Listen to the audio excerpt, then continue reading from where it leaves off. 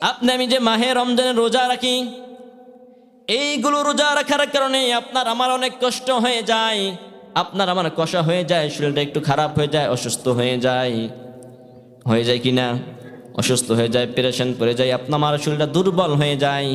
কিন্তু আল্লাহ রাব্বুল আলামিন বলছে যত ইবাদত আছে ওটা আল্লাহ তাআলার তার বান্দাই নিজেই পাইবে।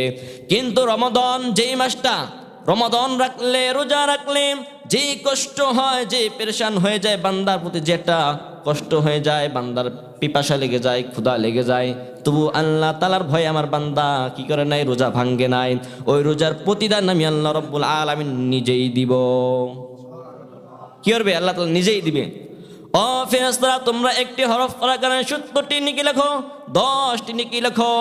রোজা রাখার কারণে তোমরা 70 বার রোজা রাখার সওয়াব লেখো। কিন্তু আমার বান্দাকে আমি নিজের হাতে রোজার সওয়াব দিব।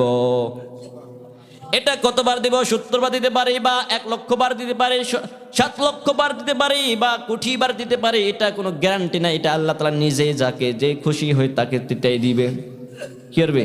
খুশি হয়ে আল্লাহ রাব্বুল আলামিন তার বান্দাকে একবার ইচ্ছায় অনাগর হিসাব ছাড় করবে, দিবে। এই জন্য আপনি আমাকে এই জন্য বলছি যে রমজান মাস কি করেন? কদর করেন। এই মাসটা হচ্ছে কি? কোরআন নাজিলের মাস। যেইভাবে কোরআনকে স্পর্শ করার কারণে একটা জিনিসের তো স্পর্শ হওয়ার কারণে ওটা দাম বেড়ে যায়।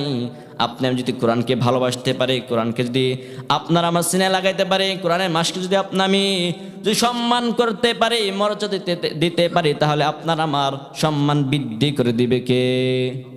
কে বৃদ্ধি করে দিবে?